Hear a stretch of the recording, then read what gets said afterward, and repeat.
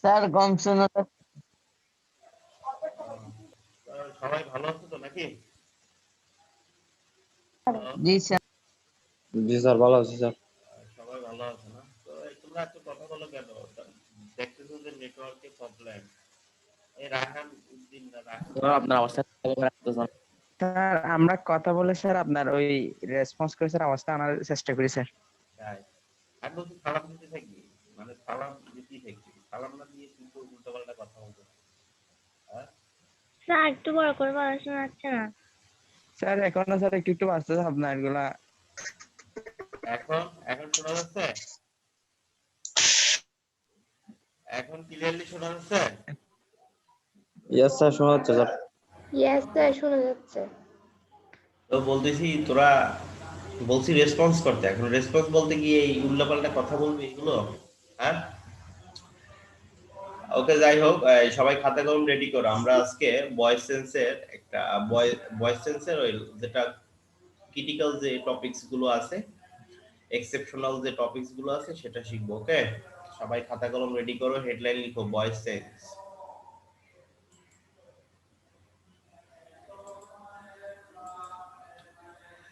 সবাই কি স্ক্রিন দেখতেছো? Yes sir.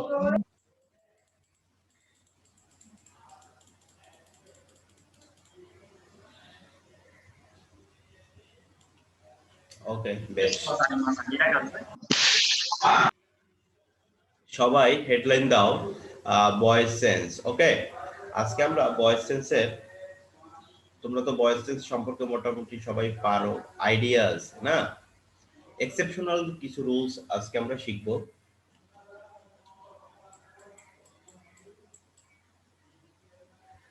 ওকে, সাধারণত ভয়েস সেন্স করা হয় সেন্টেন্সের উপর ডিপেন্ড করে। অ্যাসার্টিভ সেন্টেন্সে একরকম হবে, ইন্টারোগেটিভ সেন্টেন্সে একরকম হবে গঠনটা, আবার ইম্পারেটিভ সেন্টেন্সে একরকম হবে। ঠিক আছে,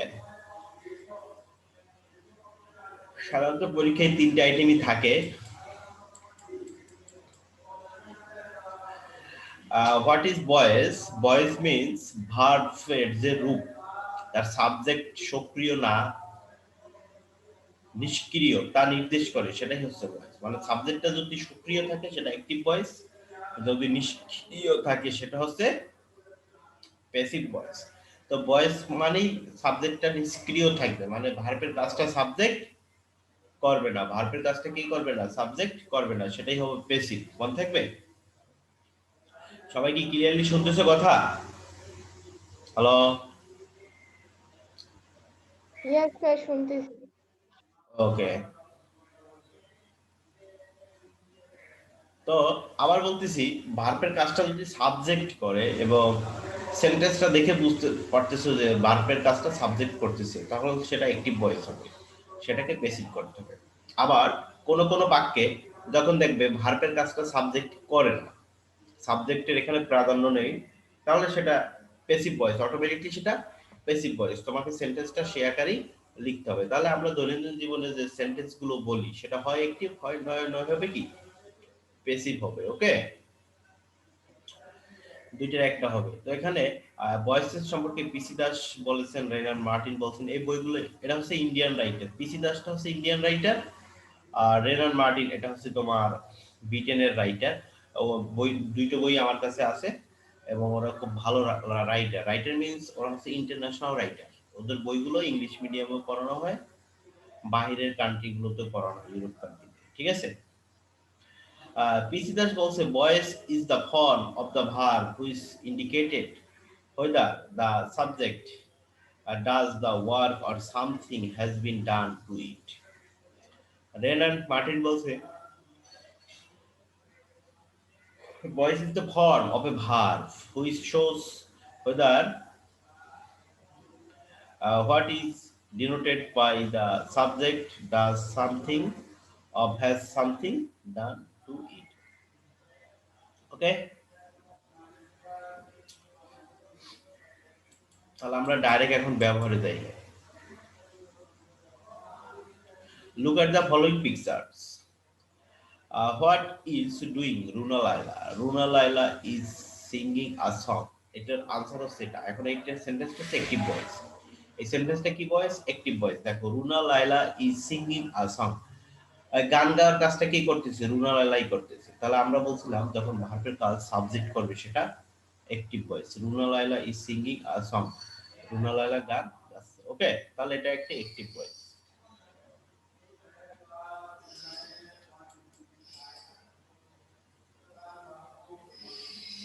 তারপর দেখো, what does Neymar do? Neymar কি করে? আনসার হচ্ছে নেইমার প্লেস ফুটবল। এখানে ভার্বের কাজটা সাবজেক্ট করতেছে। ফুটবল খেলে স্যার। ভার্বের কাজটা যেহেতু সাবজেক্ট করতেছে, তাহলে এটা আমাদের অবশ্যই কি অ্যাক্টিভ ভয়েস। এখন এই অ্যাক্টিভ ভয়েসটাকে আমরা প্যাসিভ করব। তাহলে কি হবে? Neymar, football is played by Neymar. ঠিক আছে, football is played by Neymar. এখানে একটা ভুল হয়েছে।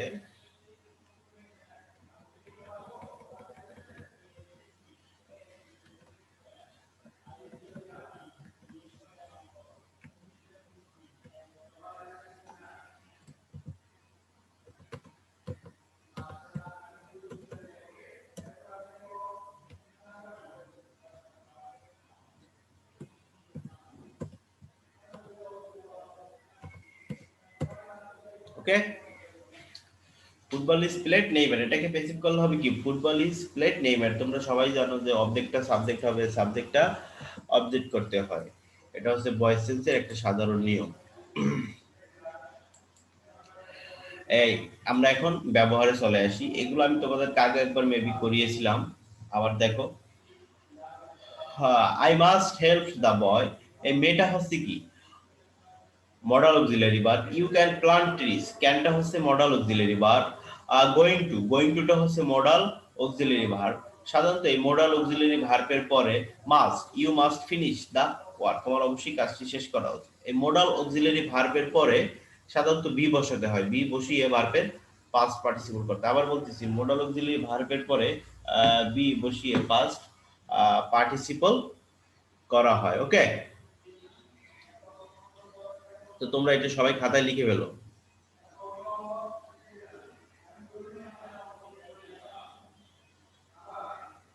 সবাই লিখতেছো খাতায়?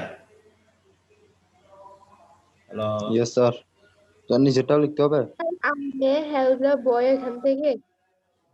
এখান থেকে I may help the boy may be help নিচের বাই। এটাও লিখতে হবে?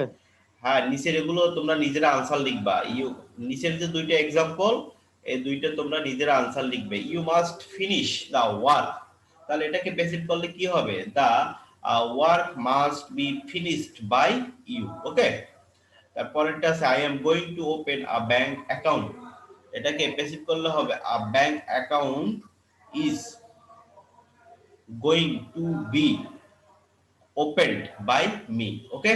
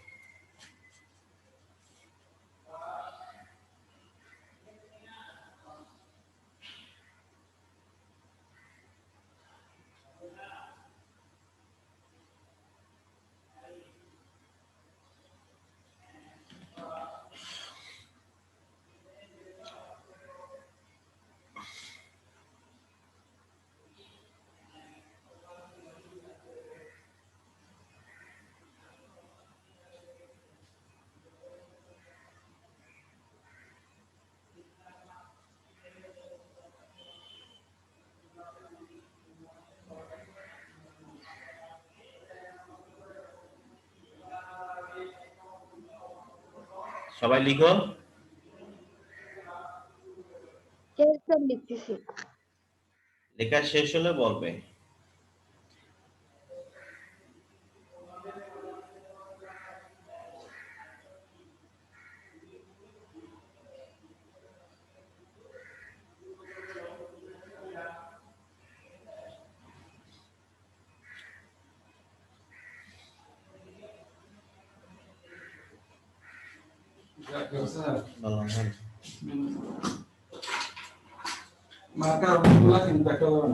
চালি নেই না?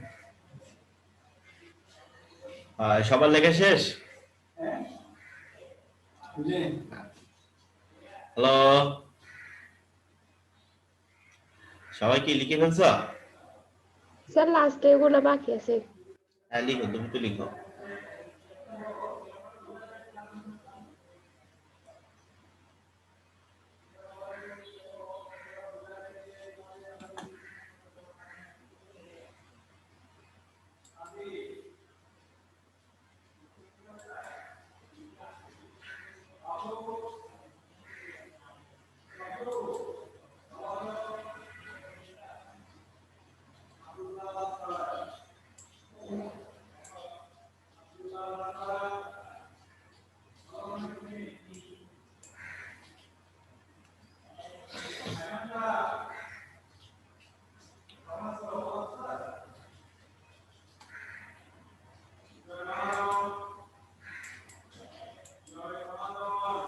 সবাই লিখতেছো? Hello, Yes, sir. শেষ, লেখা শেষ? Yes, স্যার শেষ। ওকে, স্যার একটু স্যার এখন তারপরে দেখো স্যার শেষ হয়নি শেষ হয় নাই? শেষ হয়নি স্যার ওটা নো স্যার তাড়াতাড়ি লিখো, তাড়াতাড়ি লিখো।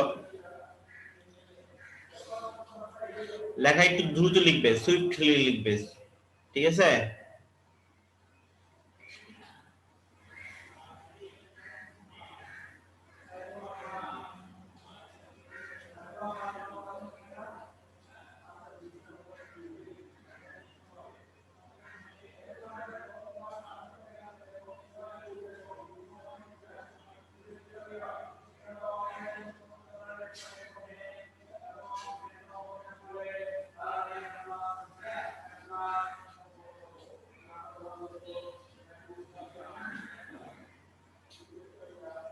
স্যার শেষ তোমরা ইয়া করো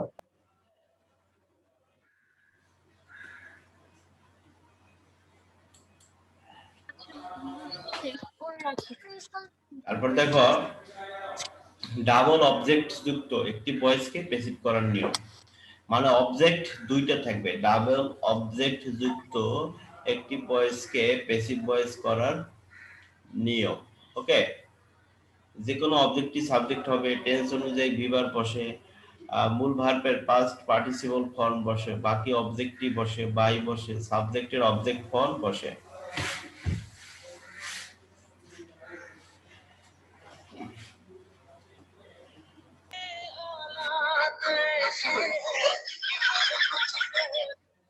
এই এটা কে? এই এটা কে? আমি তো, এটার নাম কি বল, তোকে বের করে দিই ক্লাস থেকে। বড়বার sir sir Sunny sir Sunny এটা কি আরমান বলো গণতান্ত্রিক স্যার সানি বড়বার সানি স্যার যা আমি কেন করতে যাবো?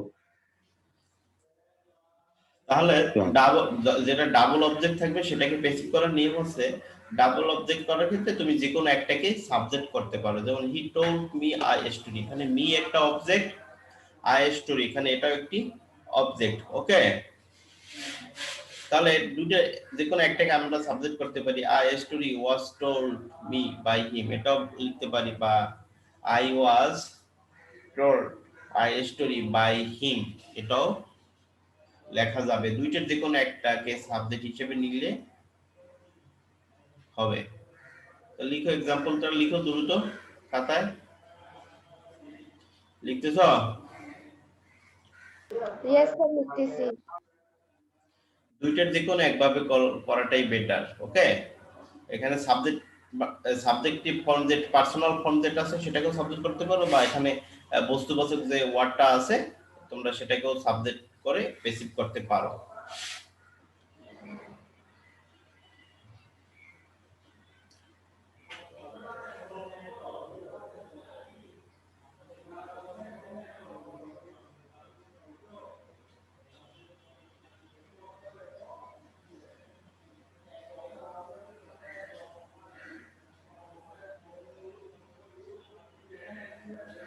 স্যার উদাহরণগুলো লিখতে হবে?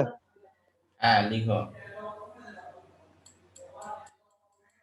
নিচে এক্সাম্পল গুলো দেখা যাচ্ছে, দেখো। she gave me an apple, she gave me an apple. Okay, তাহলে এখানে দেখো অবজেক্ট দুইটা, মি একটি অবজেক্ট, আবার অ্যান অ্যাপল একটি অবজেক্ট। তারপরে I taught them English, them একটা অবজেক্ট, ইংলিশ একটা object.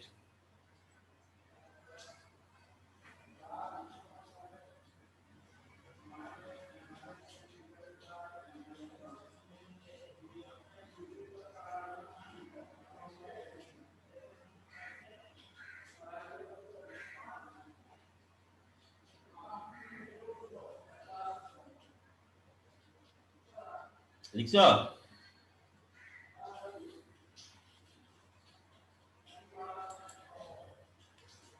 She gave me an apple, সে আমাকে একটি অ্যাপল দিল। I taught them English, আমি তাদেরকে ইংলিশ শিখালাম। তাহলে এখানে মিটাকে সাবজেক্ট করে তুমি করতে পারো যে I was given an apple by she, her, সেটা দিলেও হবে। তারপর এখানে them আছে, ইংলিশ আছে, দুইটার যে কোনো একটাকে সাবজেক্ট হিসেবে স্যার নিয়ে আসবে। লিখছে। সবাই লিখে ফেলছো? সঞ্জিত লিখছিস? Sanjit, Yes, sir. সঞ্জিত। তারপরে সাদবান বিন করিম লিখছো? সাদ বিন করিম। তারপরে মোজাম্মেল উদ্দিন, মোজাম্মেল উদ্দিন লিখছো? নো স্যার, লাস্ট দুইটা বাকি আছে। সিফাত হোসাইন, তারপরে ঔশী লিখছো? ঔশী, ঔশীকে বলতেছি, তুমি লিখছো? Yes sir. এই ঔশী তুমি ইসের বোন না? ওই আমাদের যেখানে স্টুডেন্ট ছিল,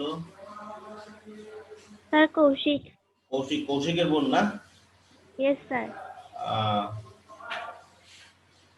সাজেদ লিখছে? Sajed,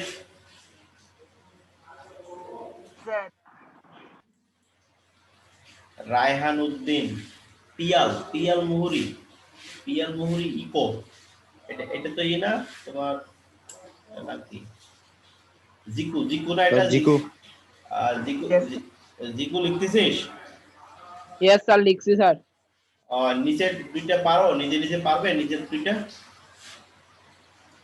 she gave me an apple, এটা পারো বেসিক করতে? তারপরে আরেকটা আছে I taught them English, নিশুইন, নিশুইন, এই যে আইনস্টাইনকে নিয়ে আসছে নিশুইন। এই নিশুইন, এগুলো লিখছো? স্যার স্যার নেট প্রবলেম করতেছিল। কেন নেট প্রবলেম কেন? তার তো বাবা মা ডাক্তার, দুজন বাসায় ভিতরে ওয়াইফাই কোম্পানি একটা নিয়ে আসবি। হ্যাঁ, yes sir wifi. Wifi tower স্থাপন কর বাসার উপরে, বাসার ছাদের উপরে একটা ওয়াইফাই টাওয়ার বসা।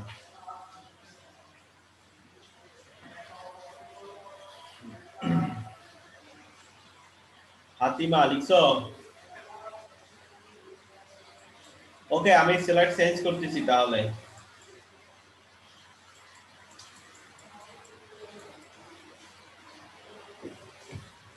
এটা হচ্ছে প্রেজেন্ট পার্টিসিপলের ব্যবহার। প্রেজেন্ট পার্টিসিপল, যখন প্রেজেন্ট পার্টিসিপল থাকবে সেক্ষেত্রে আমরা প্যাসিভ কিভাবে করব? প্রেজেন্ট পার্টিসিপল মানে কি? একটা ভার্বের সাথে আইএনজি যুক্ত হবে, মানে একটি আইএনজি যুক্ত ভার্ব থাকলে সেন্টেন্সে সেটাকে আমরা প্যাসিভ কিভাবে করব? খেয়াল করো, আই স হার ক্রাইম, আমি তাকে দেখলাম কান্নারত অবস্থা, মানে সে কান্না করতেছে।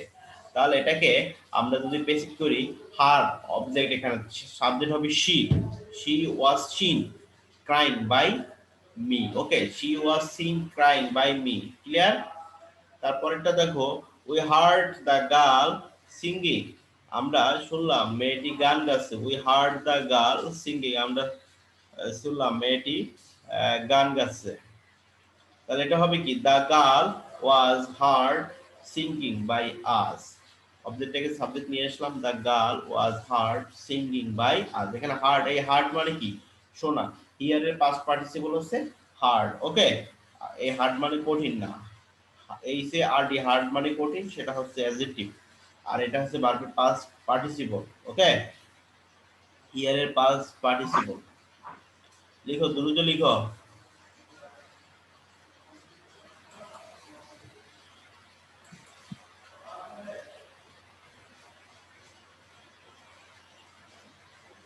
লিখছো সবাই? স্যার ওকে, তারপর নিচের দুইটা দেখো, তো তোমরা দ্রুত লিখবা, এত আস্তে লিখলে হবে না। আর নিচেরটা দেখো, উই স দেম প্লেইং, আমরা তাদেরকে দেখলাম খেলা করতে বা খেলারত অবস্থায়। She heard me singing,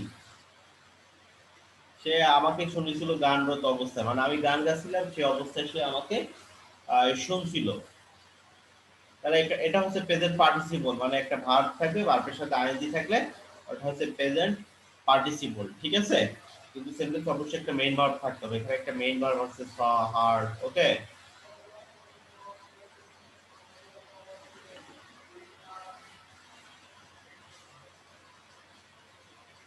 sir লিখবো? হ্যাঁ অবশ্যই লিখবা, এগুলো তো লিখার জন্যই দিছি। স্যার লিখছি। তো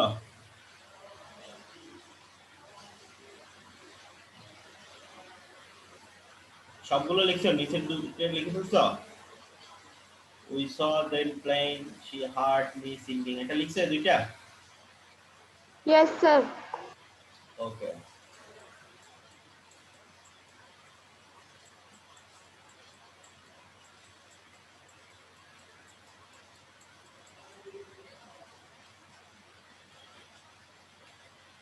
এইটা দেখো তো এখন, বাকি অংশ আবার কালকে করাবো, এখানে আজকে শেষ করবো, সময় যেহেতু শেষ। এই এক্সাম্পল দুইটা দেখো, আর এটাকে বলা হয় গ্রুপ ভার্ব অথবা ফ্রেজাল ভার্ব, মানে একটি ভার্বের পরে যখন প্রিপজিশন থাকবে এবং সে ভার্বটার একটা নতুন অর্থ আসবে, নতুন একটি ভাব আসবে, অর্থ আসবে, ভাব আসবে, সেন্টেন্সে একটি নতুন অর্থ দিবে, সেটার নামই হচ্ছে গ্রুপ ভার্ব বা ফ্রেজাল ভার্ব। তো এই গ্রুপ ভার্বকে তুমি কিভাবে প্যাসিভ ভয়েস করবে, এখানে সেই সম্পর্কে আলোচনা করা হয়েছে, ঠিক আছে।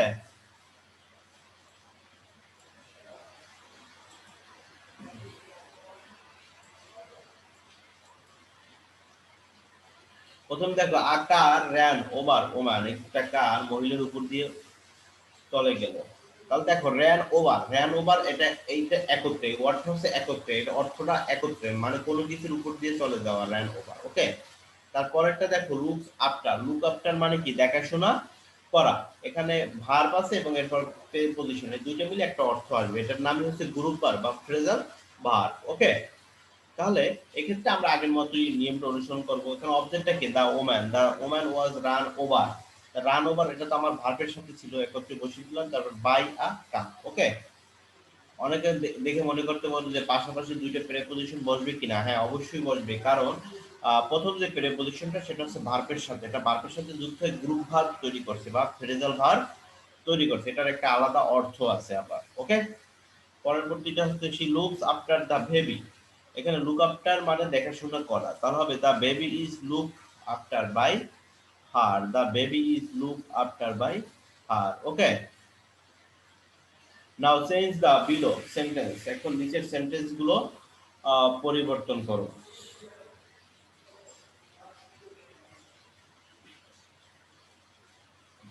ওকে,